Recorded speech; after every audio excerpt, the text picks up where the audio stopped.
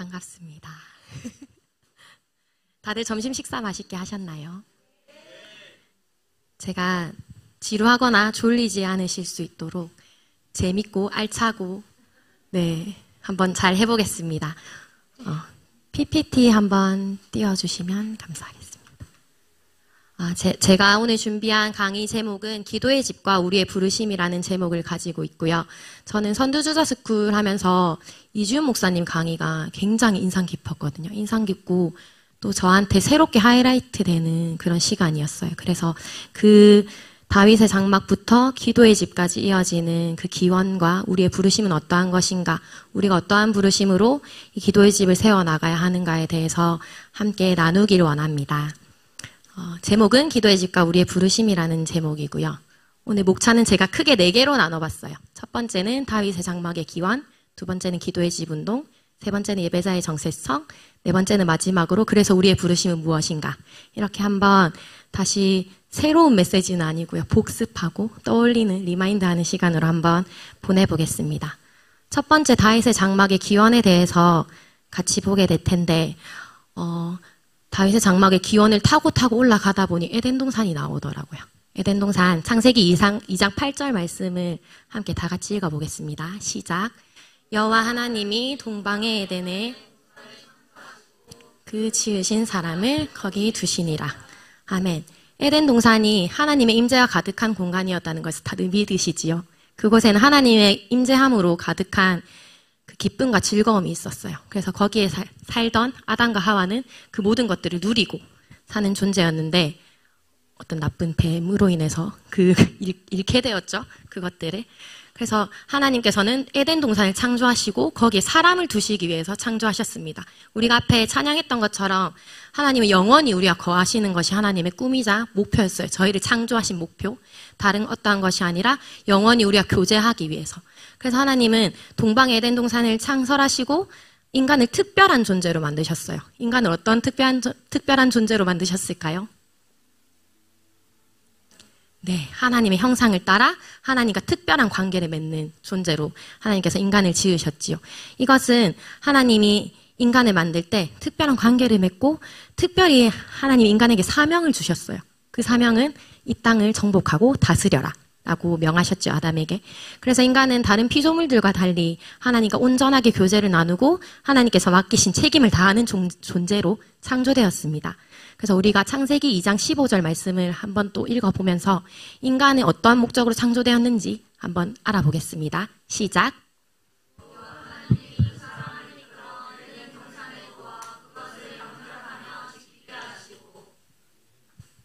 네, 여기 보면 경작하며에 아바드라고 되어 있지요. 경작하며를 히브리어로 바꾸면 아바드라고 합니다. 우리 토라 포션 하면서 이거 굉장히 익숙한 단어지요.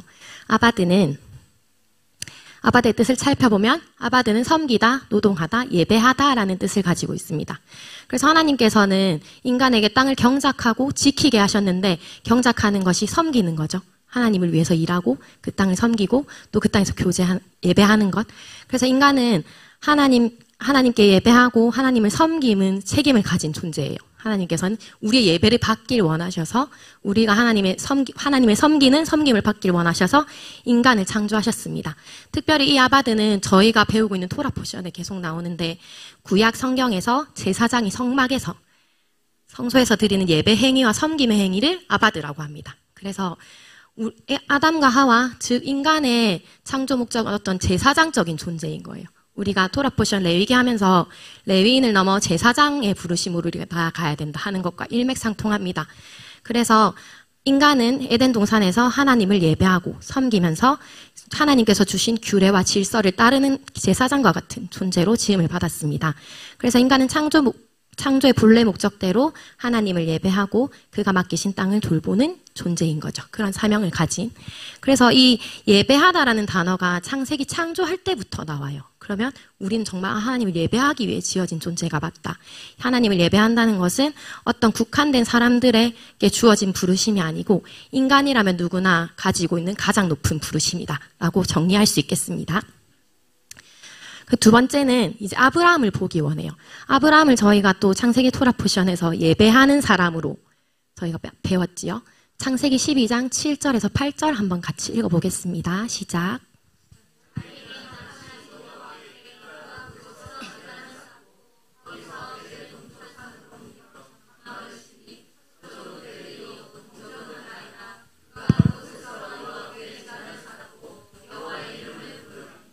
네, 여기 보면은 아브라함이 하나님이 자기 앞에 나타나신 걸 보고 제단을 쌓았다고 되어 있어요.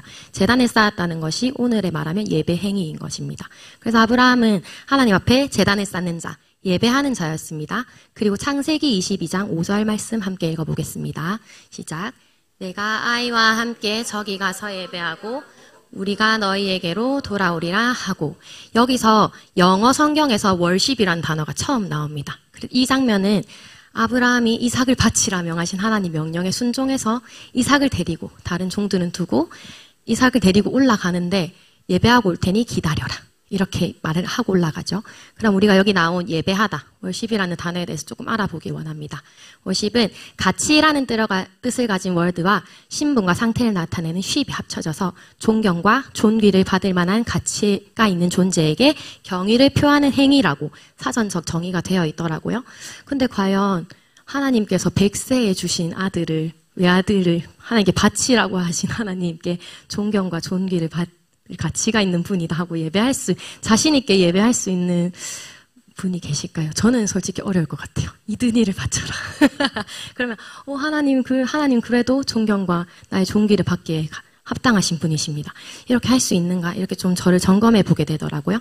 그렇지만 아브라함은 믿음으로 이삭을 드리려고 했지요. 그래서 아브라함이 믿음의 조상이라는 그런 칭호를 받게 되었는데, 이렇게 예배는 어떤 하나님을 최우선적으로 가치를 두는 것이라고 우리가 이해를 하면 좋을 것 같아요. 다른 어떤 나에게 소중한 것들이 많지만 하나님을 예배하는 것이 나에게 가장 우선적인 가치다. 이것이 하나님께서 우리에게 받길 원하시는 예배의 형태라고 저는 믿습니다. 그리고 또 그 베델에서 예배를 드렸죠. 야곱도 서원하고 야곱의 베델에 관한 말씀을 한 번 더 읽어보겠습니다. 창세기 28장 17에서 19절 말씀입니다. 시작. 이곳이여, 이것은 다름 아닌 하나님의 집이요 하늘이로다 하고, 야곱이 아침에 일찍 일어나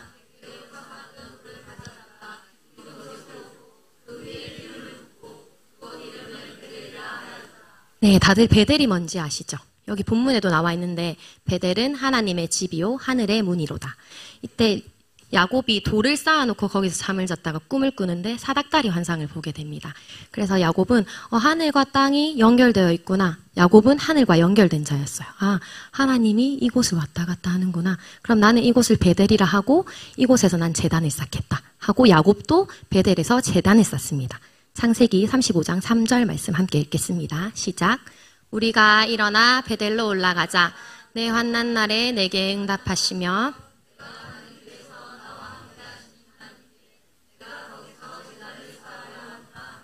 아멘.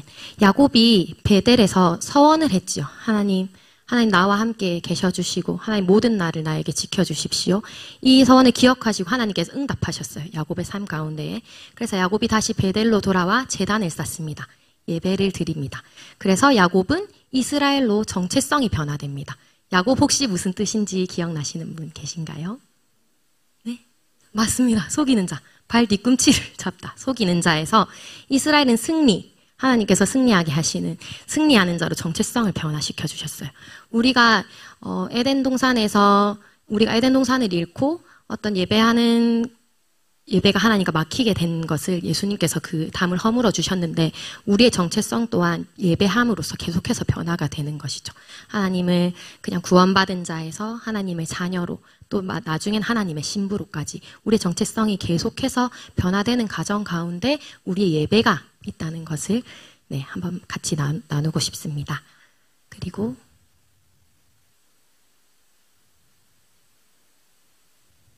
안 되네요.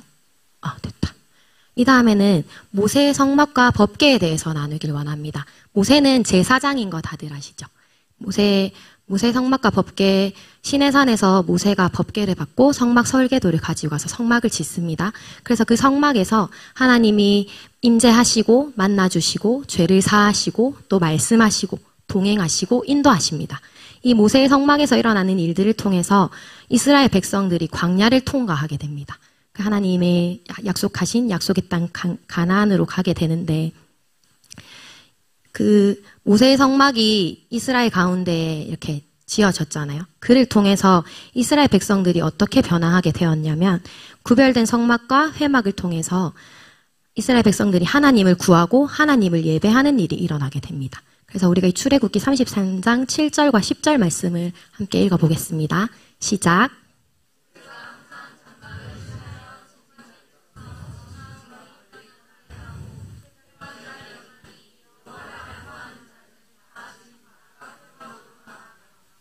모든 백성이 회막문에 구름 기둥이 서 있는 것을 보고 다 일어나 각기 장막 문에 서서 예배하며.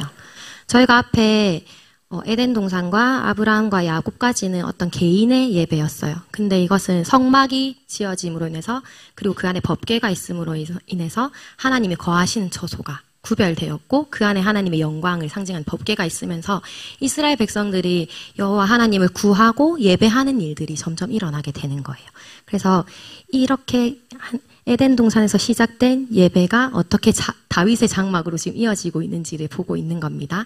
그래서 이 다음에 아비나답의 집에 대해서 함께 얘기하길 원합니다. 그때 이주윤 목사님께서 법궤는 어떤 뭐라 그랬죠? 약간 애물단지? 왜냐면, 신수단지? 건드리면 죽거나, 아주 과격한 표현을 쓰셨는데, 육시를 한다, 이런 표현을 쓰셨는데, 그랬던 법궤가 아비나답의 집에 들어가서는 20년이 괜찮았어요. 그래서 우리가 이것을 좀 더 집중해서 보길 원하는데, 사무엘상 7장 1절 말씀 함께 읽어보겠습니다. 시작.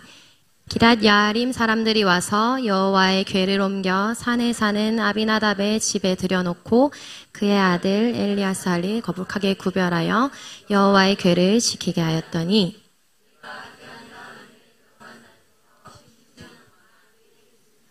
이스라엘 온 족속이 여호와를 사모하니라. 네, 아비나답의 아들 엘리아살이죠. 엘리아살은 법궤를 위해서 거룩하게 구별된 자였어요. 법궤 앞에 헌신된 자였죠. 그랬더니 궤가 기럇 여아림에 들어간 날부터 20년 동안 오래 있었대요. 신주단지 같았던 법궤가 저 집에서는 괜찮았던 거예요. 그 이유는 엘리아살을 거룩하게 구별했기 때문에. 이 법궤를 구별하는 일에 엘리아살이 인생을 들였기 때문에 그 법궤가 괜찮았습니다. 법궤가 있는 것이.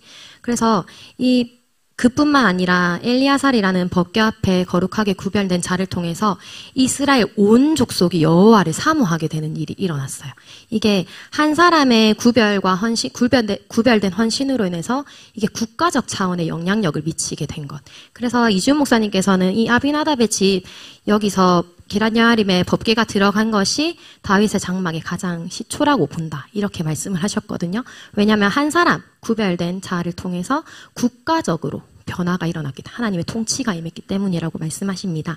그래서 우리는 이 구별된 예배자의 중요성을 여기서 배울 수 있어요. 그냥 예배자 한 사람이 나의 예배를 위해서 이곳에서 예배를 드리는 것이 아니고, 내가 나의 삶을 구별하여 드렸을 때 그 영향력은 국가적 차원으로 번져나간다는 거죠. 그래서 하나님께서는 한 사람이 예배자로 구별되는 것에서 그치는 것이 아니라 국가가, 한 나라가 하나님께로 돌아오고 열방이 하나님께로 돌아오는 것을 원하신다는 것을 우리가 알 수 있습니다.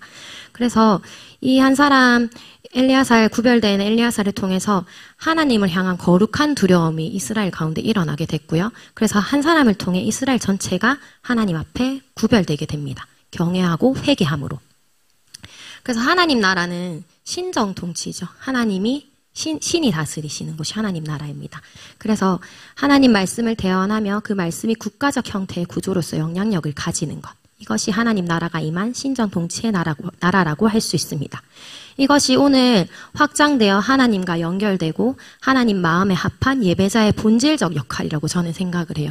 하나님이 이 땅 가운데 하나님의 통치가 나타나고 온전히 이루어지기 위해서 하나님의 마음을 받아 하나님 앞에 아바드함으로, 하나님 앞에 예배하고 하나님과 특별한 관계를 맺으며 하나님께서 맡기신 책임을 다함을 통해서 국가적 차원으로 하나님의 일들을 풀어놓는 것, 그것이 저는 예배자의 본질적인 역할이라고 생각을 합니다. 그렇기 때문에 우리 예배자 모두들 한 사람 한 사람 예배자이시죠? 아멘. 네. 그래서 예배자는 나 한 사람을 통해서 어떻게 하나님의 임재가 오는가, 그것에 대해서 계속 공부하고 또 다음 세대 아이들에게 가르쳐야 할 필요가 있습니다. 그것은 우리 예배자의 어떤 기능적인 것을 넘어서 정말 삶을 구별하는 것에 대해서 가르치는가, 그것이 정말 중요하다고 제가 이 아비나답의 집 말씀을 읽으면서 그런 생각이 들더라고요. 이렇게 아비나답의 집에 20년 동안 있던 법궤가 돌고 돌아 다윗에게 와서 이스라엘 땅으로 오게 됩니다. 그래서 세워진 것이 다윗의 장막인데, 다윗의 장막에는 하나님을 향한 갈망이 있었고요. 레위인들을 통해서 하나님을 섬기는 자들, 오로지 하나님을 섬기는 자들이 있었고, 또 다윗은 계속해서 하나님께 물었어요. 그래서 이것이 다윗과 사울의 차이점이다. 사울은 하나님께 묻지 않았기 때문에 죽었지만 다윗은 하나님께 물었기 때문에 계속해서 하나님과 연결된, 하나님과 마음이 합한 자로서, 그런 예배자로서 살 수 있었죠. 그리고 마지막에 최초의 국가인 이스라엘의 통치 구조라고 되어 있어요. 우리가 알다시피 다윗의 장막이 있으면 거기서 나온 그 예배자들의 예언적인 선포가 이스라엘 온 땅에 들렸다고 이야기를 하지요.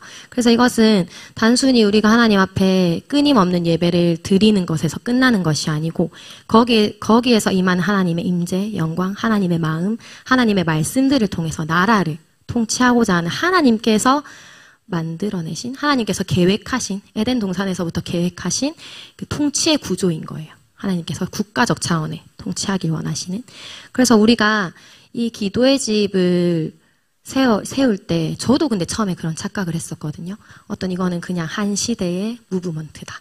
왜냐하면 그냥 어떤 프로그램 같이 그런 것일 수 있다라고 생각을 했는데, 알면 알수록 그것이 아니고 이게 하나님의 원래 계획하신 것에서 일어나가는 하나님의 시간표 안에 있는 하나님의 일들이구나. 이런 것들이 제가 동의가 되어지더라고요. 그래서 우리 이 다윗의 장막의 기원에 대해서 혹시 어렵거나 질문이 있으시거나 하신 건 없으시지요? 그래서 에덴 동산에서부터 하나님께서 우리를 아바드 하는 자로 예배하고 섬기고 또 순종하는 자로 창조하셨고, 그것은 우리의 제사장적인 존재다. 우리는 그러한 사명을 가진 존재다. 그래서 아브라함과 야곱과 또 모세의 성막과 아비나답의 집에 있었던 법궤와 다윗의 장막까지 보았습니다. 그러면 하나님께서는 아모스서에서 이 무너진 다윗의 장막을 일으키고 그것들의 틈을 막으며 그 허물어진 것을 일으켜서 옛적과 같이 세우겠다라고 하나님께서 말씀하셨어요. 그럼 이거를 다윗의 장막의 마지막이었던 최초의 국가인 이스라엘 통치 구조라는 관점에서 보면, 하나님께서 나라들을 하나님께서 통치하시길 원하신다는 거죠. 다윗의 장막이 이스라엘 통치 구조였던 것처럼 하나님이 이 다윗의 장막을 다시 회복시켜서 이 땅을 하나님 나라의 통치가 온전히 오게끔 할 것이다. 저는 이게 마지막 때의 성취라고 생각을 합니다. 예수님께서 다시 오시면 모든 약속하신 예언의 말씀들이 성취되는 것과 같이 다윗의 장막이 일어날 때, 기도의 집 운동으로 교회가 기도의 집으로 회복될 때 하나님의 통치가 이 땅 가운데 온전하게 임하는 것, 결국 예수님의 재림과 관계 있고 새 예루살렘 성과 관계가 있는 것이죠. 그래서 하나님께서는 아까 말했듯이 단순히 제사장 역할을 하는 예배자 한 사람 혹은 한 그룹을 일으키기 위해서 다윗의 장막을 회복하시길 원하는 것이 아니라 국가적 차원의 구조와 형태로서 다윗의 장막이 회복되기를 원하시고 계십니다. 이와 같은 때에. 그래서 하나님 나라의 통치가 이 땅 가운데 임하는 것을 누구보다도 하나님께서 원하시고, 또 하나님과 함께 이 일을 수종드는 우리가 원하는 일이겠죠. 주님이 왕되심이 이 땅 가운데 정말 나타나는 것, 그것이 우리와 하나님의 소원입니다. 그래서 우리가 이 기도의 집을 세워나가고 예배자로서 하나님께서 콜링하시는 것에 예스 아멘으로 반응하며 나아갈 때에 이 다윗의 장막 회복으로 시작된 기도의 집 운동을 우리 안에 어떤 영성이나 우리 안에 그냥 어떤 가치관이나 이런 것이 예배 하나의 무브먼트로 보는 것이 아니라 하나님의 역사적인 관점으로 바라보는 것이 중요합니다. 이것이 어떤 사람에게서 나온 것이 아니고, 사람에게서 만들어진 어떤 구조가 아니고, 하나님께서 인간을 창조하실 때부터 마지막 때 일어나는 일을 위해 하나님께서 일으키시는 일이구나. 이렇게 우리가 바라보는 것이 중요할 것 같아요. 왜냐하면 이게 그냥 나의 개인적인 부르심 혹은 나에게 맡겨진, 나에게 기준이 되어지면 저는 그게 오래 갈 수 없다고 생각을 하거든요. 사람은 변하기 때문에. 그렇지만 이게 하나님의 뜻 안에서, 하나님의 역사 안에서 이루어지는 것이다라고 생각을 하면 우리가 좀 더 이 부르심에 대해서 진지하게 다가갈 수 있을 것 같습니다. 그래서 진정한 다윗의 장막의 회복은 소수의 성도나 소수의 교회들뿐만 아니라 하나님을 믿는 모든 자들의 삶의 구조로서 세워지고 회복되어져 가야 하는 것입니다. 그래서 왜냐하면 우리는 예배하는 존재로 하나님께서 창조하셨기 때문에 우리는 끊임없이 또한 하나님은 우리의 끊임없는 예배를 받기 위해 합당하신 분이시기 때문에 네, 그러면 우리 기도의 집에 대해서 한번 기억나는 거 나눠볼까요? 부담스러우실까요? 기도의 집은 뭘까? 이렇게 내가 생각한 기도의 집에 대한 이해는 뭘까? 네, 첫 계명의 회복.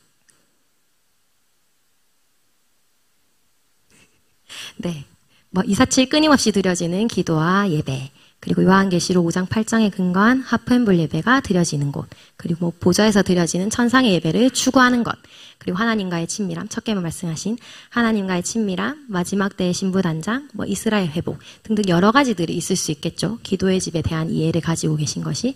그래서 우리가 가장 대표적으로 제 개인적인 기준일 수 있습니다. 가장 대표적으로 기도의 집 하면 떠오르는 단체가 저는 세 단체가 있어요. 아이합과 KMNC와 우리 PK합입니다. 그래서 이렇게 지금도 알게 모르게 여러 나라 열방 곳곳에서 기도의 집 운동이 일어나고 있는데 그 모든 형태가 다 동일하진 않지만 추구하는 방향이 다 같습니다. 기도와 예배로 주님 오실 길을 준비하라. 기도와 예배로 주님의 다시 오실 길을 곧게 하라.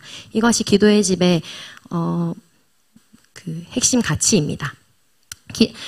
예수님께서 말씀하신 기도의 집의 정의는 교회의 정의입니다. 교회의 본질과 정체성을 회복하는 것입니다.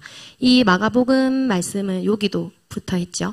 내 집은 만민이 기도하는 집이라 라고 예수님께서 성전을 정화하시고 선포를 하셨어요.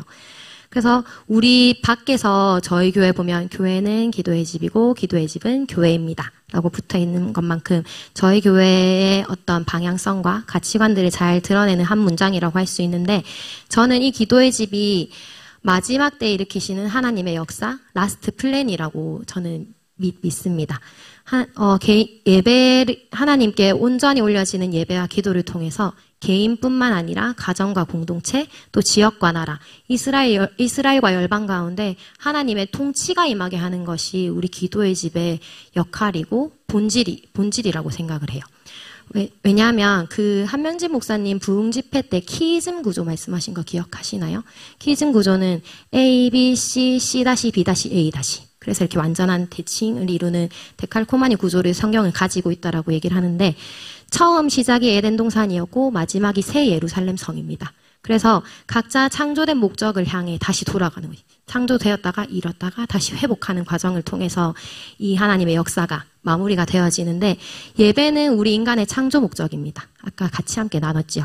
그리고 기도는 교회의 본질입니다. 교회는 기도하는 집입니다. 그렇기 때문에 우리 예배하는 예배자들과 교회가 본질을 향해서 가는 것. 이것이 저는 하나님께서 일으키시는 마지막 때 하나님의 역사, 기도의 집 운동이라고 생각합니다. 그래서 기도의 집은 물론 어떤 형태나 구조는 사람에게서 시작될 수 있는 것 같아요. 아이합에 있는 하프앤볼이라든지 아니면 이제 또 다시 왕성해지고 있는 프리스타일 예배, 임재를 추구하는 예배라든지 그런 어떤 형태적인 것들은 달라질 수 있지만 우리의 본질은 다르지 않다. 기도와 예배로 주님 오실 길을 예비하고 주님 다시 오실 그날을 기다리며 우리가 기도 예배로 쌓아가는 것, 그런 것이죠. 네, 그래서 우리가 예배자의 정체성에 대해서 앞에 봤던 단어들로 연결해서 한 번 더 나누길 원합니다. 아바드 창세기 에덴 동산 창조하시고 하나님께서 사람에게 경작하여 지켜라 라고 말씀하실 때 나왔던 아바드는 섬기다, 노동하다, 예배하다.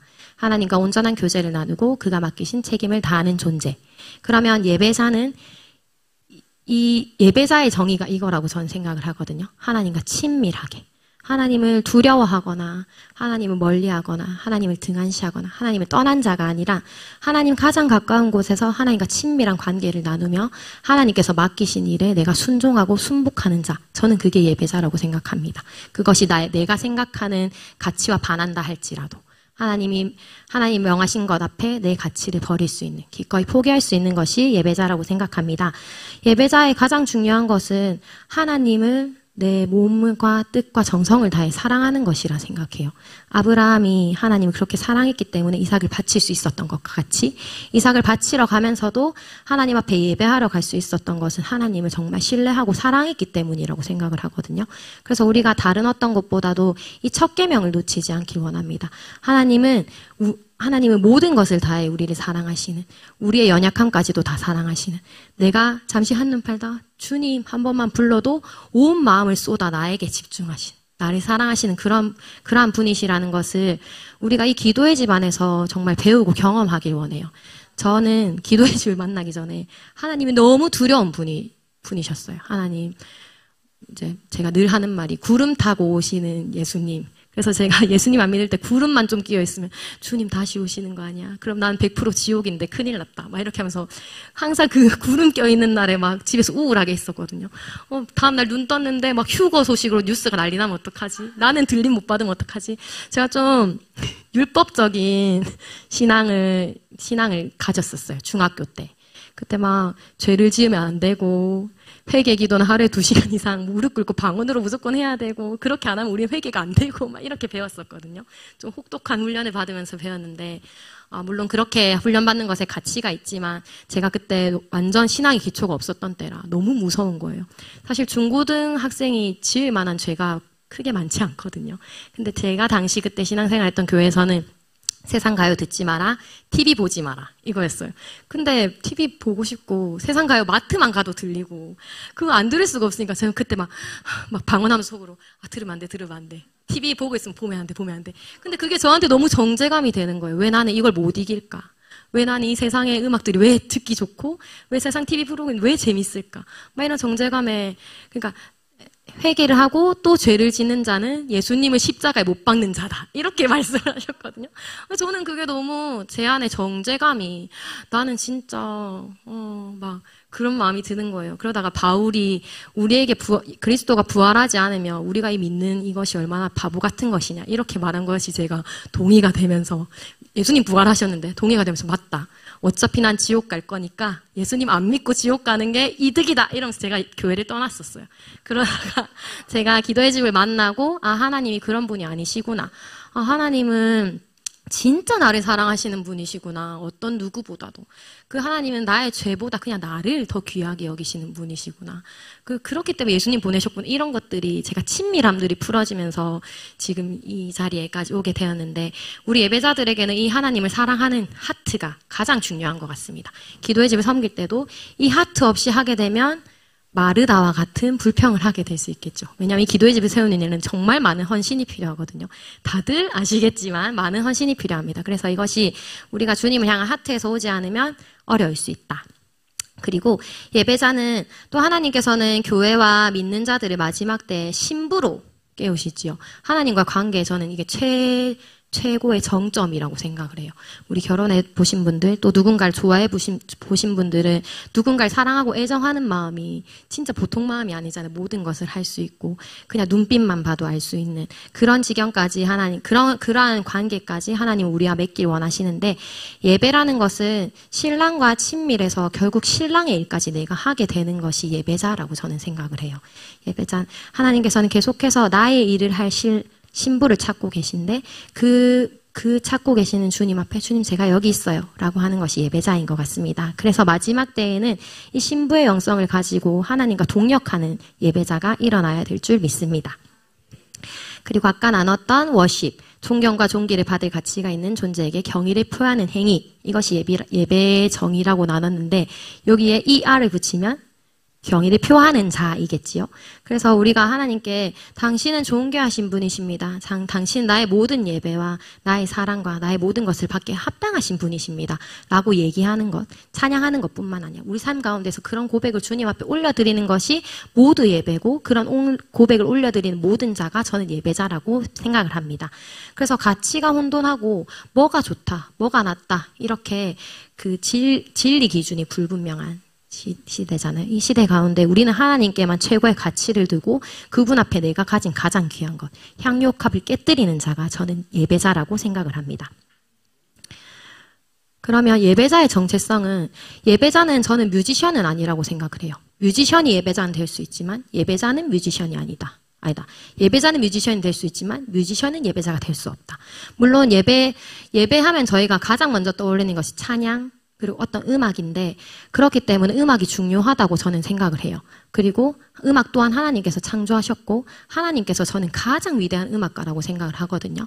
그래서 우리 예배자들이 음악적으로 공교해지고 탁월해지는 것이 너무나도 중요하지만 꼭 탁월한 것이 예배자의 본질이라고는 할 수 없다라고 제가 생각을 해요.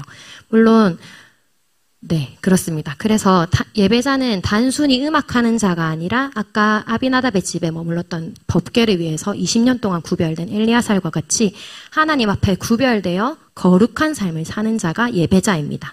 그래서 여호와께 성결한 자, 제사장 여기 가슴에 흉패 여호와께 성결이라고 적혀 있는데 예배자는 여호와 앞에 성결해야 합니다. 하나님 앞에 내 삶을 정말 구별해서 드려야 합니다.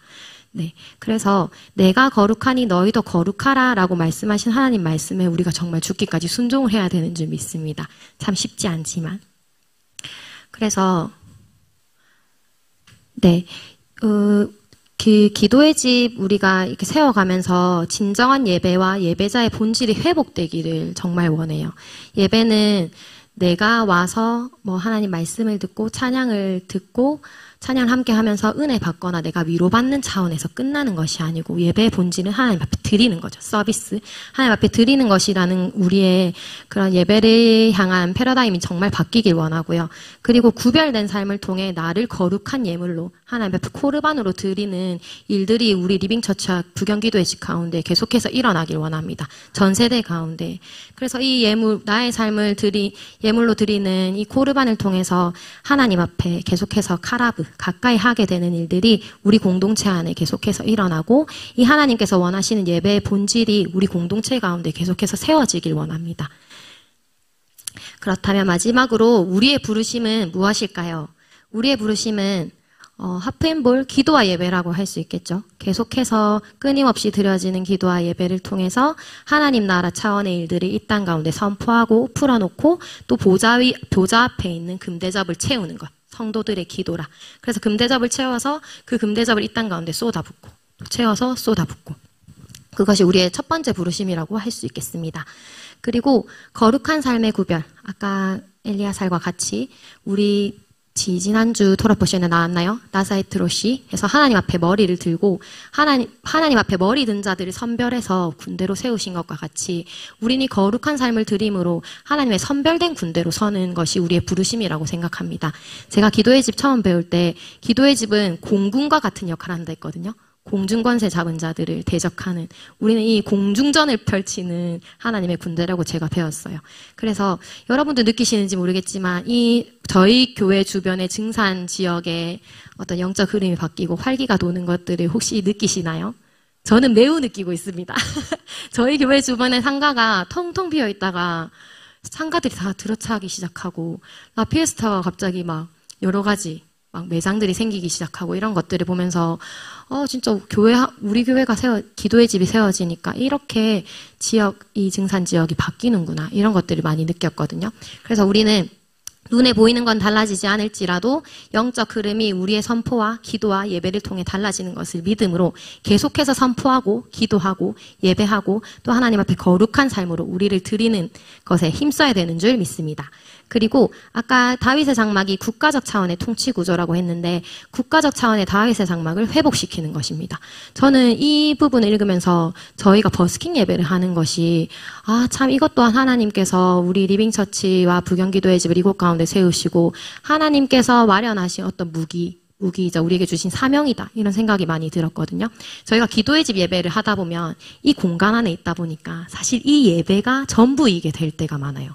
그냥 여기서 내가 어떤 새로운 예배를 했는가, 내가 어떤 새로운 멜로디를 창조해냈는가, 내가 여기서 새로운 찬양을 불렀는가 이런 것들. 그냥 이 안에서 드려진 예배만 우리가 포커스가 맞춰지기 참 쉬운데 하나님께서 원하시는 것은 우리가 그냥 이 안에서 예배하는 것만을 원하시는 건 절대 아니거든요. 물론 하나님의 그 발치 앞에 머무르며 하나님과의 친밀함 구하는 것도 물론 중요하지만 그것만 우리에게 원하시는 것은 아니라는 거예요. 그래서 버스킹 예배를 예를 들면 우리가 나가잖아요. 그래서 그 땅 가운데 하나님의 왕되심과 하나님께서 우리에게 주신 그 땅에 향한 마음들을 선포하는 것이 하나님 이 땅과 이 나라가 주님의 것입니다. 하나님 이 땅과 이 나라에 주님의 통치가 임하길 원합니다. 하나님 이 땅과 이 나라 가운데 하나님의 경영이 풀어지길 원합니다. 우리가 이렇게 함으로써 국가적 차원으로 다윗의 장막을 회복시키는 것이에요. 그래서 기도의 집을 세운다는 것은 내가 예배자로 부름받았고 내가 예배자로 콜링받았기 때문에 나의 부르심을 이루기 위해서 서는 것이다 라고 하면 전 반쪽짜리라고 생각을 합니다. 그렇기 때문에 내가 예배자로서 하나님께서 원하시는 것들을 하나님께서 뭘 원하시는지 내가 이루어 드리는 것이 기도의 집이라고 생각합니다. 그래서 이 기도의 집과 떼어놓을 수 없는 것이 다음 세대인 것 같아요. 그 사무엘상에 엘리야살이 법궤를 구별해서 이스라엘 온 족속이 여호와를 사모하는 일이 일어나면서 그 시대에 다윗과 요나단이 일어났거든요. 그렇기 때문에 우리 이 회복된 기도와 예배, 기도의 집의 회복을 통해서 다음 세대들이 일어나게 될 것을 저는 확신합니다. 우리 다음 세대 아이들만 봐도 처음 예배할 때 진짜 제가 진땀을 뻘뻘 막 흘리면서 예배를 하고 또 아이들 하려면 이제 막 쭈뼛쭈뼛하고 억지로 막 나와가지고 막 하고 이랬었는데 지금만 해도 아이들이 예배 안에서 정말 많이 자란 것을 느껴요. 그리고 아이들 스스로 각자의 삶 가운데서 하나님을 예배하는 것에 가치 기준을 두고 본인이 선택하는 모습들을 제가 보면서 하나님께서 이 기도의 집에서 다음 세대를 다윗과 같은 세대들을 일으키시고 또 가르치고 계시구나 이런 생각이 많이 들더라고요. 그래서 우리 어른 세대 먼저 잘 선 어른 세대들은 다음 세대를 계속해서 돌아보면서 다음 세대가 다윗과 요나단과 같은 세대가 일어날 수 있도록 함께 기도하고 중보하고 또 때론 힘써 가르치고 하는 일들이 우리 공동체 가운데 계속해서 풍성하게 일어나길 원합니다. 저희가 창세기 토라 포션 할 때도 사라의 장막과 아브라함 장막의 그 자녀들과 손자들이 가서 계속해서 말씀 교육을 받잖아요. 이것이 하나님께서 원하시는 일인 것 같습니다. 우리가 자녀를 잘 교육하고 다음 세대들 예배자로 잘 양성해 나가는 것, 그것이 하나님께서 우리에게 맡기신 사명인 줄 믿습니다. 제가 말이 좀 빨랐는지 않았는지 모르겠지만 벌써 마지막 페이지가 왔네요. 그래서 저는 이 부르심에서 가장 중요한 것은 부르심을 곧게 하는 것, 부르심을 굳게 하는 것이라고 생각을 해요. 부르심을 받은 자 다들 각자의 부르심이 있지만 그 부르심을 완수하기까지가 참 쉽지 않은 것을 제가 보거든요.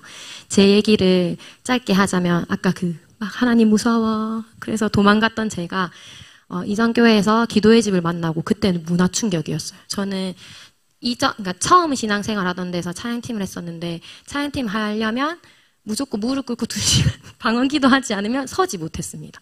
그만큼 어떤 그런 자리, 그러니까 강단에도 올라서면 안 되는 그런 분위기 속에서 제가 배우다가 기도의 집 예배가 매일 드려지는데 연습도 안 하고 한다는 거예요. 기도도 그냥 나눠서 모여 앉아서 얘기하다가 하러 간다는 거예요. 그래서 어떻게 하지? 그러니까 매일 예배가 있다는 생각에 그럼 2시간씩 기도하고 어떻게 예배를 매일 어떻게 하지? 막 이런 고민을 했었는데 이게 하나님과의 그 친밀함 안에서 풀어지는 예배. 그 기도의 집에서 강조하는 3가지가 있거든요. 친밀함, 그리고 하나님의 공의, 하나님의 심판. 이렇게 했는데 제가 너무 공의의 하나님의, 심판의 하나님에만 초점을 맞춰 있다 보니까 이 친밀함을 놓쳤어요. 제가 그래서 기도의 집에서 하나님의 친밀함을 맛보고 아무것도 모르는 상태, 기도의 집이 뭔지 아무것도 모르는 상태에서 그 기도실에서 하나님 저의 모든 인생을 기도의 집을 세우는 일에 드립니다. 이렇게 서원을 하고 그 일을 기억을 하시고 저를 계속해서 이 기도의 집에 부르심을 이룰 수 있도록 계속해서 저를 이끌어 가시는데 그 중간중간에 저는 유혹거리가 참 많았거든요. 그러니까 이게 제가 또 가정을 꾸리다 보니까 뭐 재정적인 거라든지 이런 것들이 필요해서 제가 잠시 직장 생활을 할 때도 있었고 또 직장을 이제 연장할 것이냐 말 것이냐 이런 상황에서도 여러 가지 씨름들이 있었어요. 근데 그럴 때마다 하나님께서 신실하게 저에게 응답을 해주셨거든요. 너의 삶을 나에게 옥합 깨뜨리듯 깨뜨려라. 이렇게 하나님께서 계속해서 응답해 주시는 과정들을 제가 지나면서 이 부르심의 여정을 지나가는 과정 가운데 제가 토라 포션 말씀을 통해서 이 부르심 정말 확실하다. 하나님의 도장을 꽝 받게 되었어요. 그 저희 레크레카 말씀 혹시 기억나시나요? 너를 위해 가라. 제가 그 말씀을 듣는데 하나님 이거 진짜 하나님이 나를 이 일을 위해서 부르신 게 맞군요. 하나님 나를 이 일을 위해서 창조하신 것이 맞군요. 제가 이것이 너무 동의가 되어지는 거예요. 그래서 사실은 저희 K합 강사분들이 오셔가지고 부르심을 한 문장으로 정의할 수 있어야 한다. 이렇게 늘 말씀을 해주셨는데 제가 기도실에서 기도하다가 하나님께서 제가 아무것도 모르고 중학교 2학년 때 예배 저는 학교 마치면 무조건 교회 갔었어요. 중학교 때. 그래서 10시, 11시까지 있다가 오고 이랬는데 그 교회가 오르막길이었거든요. 오르막길 올라가는 모습을 전지적 하나님 시점에서 이렇게 딱 비춰주시면서 내가 너의 찬양을 받기 위해서 너를 불렀다. 이렇게 저의 부르심을 명확하게 해주신 적이 있었는데 그것과 더불어서 레크레카 말씀을 통해서 하나님이 기도의 집을 세우시는 일에 나를 정말 부르신 것이 맞구나 이렇게 확신을 하게 되었습니다. 그래서 우리 모두가 예배자로 또 이 기도의 집을 마지막 때 세워가는 자로 하나님께서 부르셨는데 우리 각자가 그 부르심을 계속해서 확인받고 확증받고 굳게 하는 일들이 계속해서 있었으면 좋겠습니다. 그래서 우리 모두 함께 이 부르심의 여정을 완주하고 이 길 끝에 서 있는 우리 영광의 사랑스러운 아름다운 예수님과 천년왕국에서 왕노릇하며 살았으면 좋겠습니다. 그래서 우리 기도의 집을 세워가는 이 위대한 사명을 가진 리빙처치에 함께 공동체 생활을 하시는 모든 분들 너무 소중하고 귀히 여기고 또 함께 하게 되어 너무 기쁘고 감사하고 그래서 우리가 계속해서 우리의 부르심을 두고 에베소서 1장 17에서 19절 말씀으로 기도하길 원합니다. 그래서 하나님, 우리 주 예수 그리스도의 하나님, 영광의 하나님께서 지혜와 계시의 영을 우리에게 주사 하나님을 알게 하시고 우리의 마음의 눈을 밝히사 그의 부르심의 소망이 무엇이며 성도 안에서 그 기업의 영광의 풍성함이 무엇이며 그의 힘의 위력으로 역사하심을 따라 믿는 우리에게 베푸신 능력의 지극히 크심이 어떠한 것을 우리로 알게 하소서. 아멘. 우리 이 말씀을 가지고 계속해서 기도하면 좋겠어요. 우리 공동체의 부르심을 위해서 또 나의 부르심을 위해서 우리 다음 세대들의 부르심과 나의 자녀의 부르심을 위해서 계속해서 기도할 때에 하나님께서 더욱더 명확하고 분명하게 우리의 부르심에 대해서 확증하시고 확인시켜 주시고 또 굳게 하실 줄을 믿습니다. 그래서 우리 모두 함께 이 부르심 앞에 정말 충성과 열정과 헌신으로 함께 달려나가면 좋겠습니다. 이상입니다.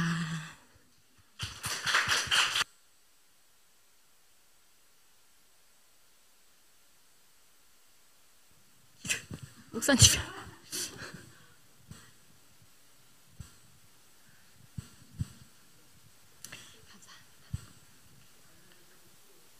네, 그러면 우리 함께 기도했으면 좋겠습니다. 첫째는 이 기도의 집이 회복되는 것, 다윗의 장막이 회복되는 것이 하나님의 그 소원이라는 마음, 하나님의 마음에 우리가 초점을 맞추면서 하나님, 우리 리빙처치와 이 PK야뿐만 아니라 이 열방 가운데 세워져 있고 또 세워지고 있고 세워질 여러 기도의 집을 위하여 기도합니다. 하나님, 이 기도의 집들이 끝까지 부르심의 사명을 주님 굳게 붙들어 완주하게 하여 주시옵소서. 주님, 그리하여서 모든 육체가 주님의 영광을 바라볼 그날에 이 기도의 집들이 그 길의 끝에서 만나는 주님께 잘하였다 나의 충성된 종아 하며 주님께 칭찬받는 일들이 있었으면 좋겠습니다. 그래서 우리가 우리 부경 기도의 집과 또 한국에 있는 모든 기도의 집과 열방에 있는 기도의 집 그리고 이스라엘에 있는 기도의 집을 두고 함께 우리 예배팀 준비되면 기도하길 원합니다. 그래서 이 시간 우리 기도의 집의 부르심을 따라 걷는 우리 형제 기도의 집들을 위해서 기도합니다. 하나님, 이 기도의 집 가운데 부르심을 더욱더 명확히 하여 주시옵소서. 주님, 그곳 가운데 정말 예배자의 본질을 알고 있는 예배자들을 보내주셔서 주님, 그 예배자들을 통하여서 정말 지역과 국가적 차원으로 하나님 나라의 통치가 이루어지는 것들을 기도의 집이 보게 하여 주시옵소서. 주님, 그리하여서 이 기도의 집이 사람으로부터 시작된 것이 아니라 하나님께서 태초에 창조하실 때부터 이 기도의 집에 대한 주님 꿈을 꾸시고 이 기도의 집을 위해서 주님, 이 기도의 집들을 세우는 일들을 주님 감당하고 있는 기도의 집들을 붙들어 주십시오. 성령님, 그들을 능력과 권능으로 붙들어 주시옵소서. 우리가 이와 같은 제목으로 열방의 기도의 집들을 위해 함께 주여 외치고 기도하겠습니다. 주여. 네, 주님, 하나님의 마음이 마지막 때에 주님께서 일으키시는 이 기도의 집, 하나님의 역사인 기도의 집을 세워가는 열방의 모든 기도의 집을 예수님의 이름으로 축복합니다. 주님, 그들이 이 부르심의 여정을 완주케 하여 주시옵소서. 주님과 함께 기도의 집을 세워가는 주님 구별된 예배자들을 주님 기도의 집 가운데에 곳곳 기도의 집에 보내주시옵소서. 주님, 그 기도의 집 가운데서 기도와 예배하고 주님 끊임없이 재단 위에 불을 지피는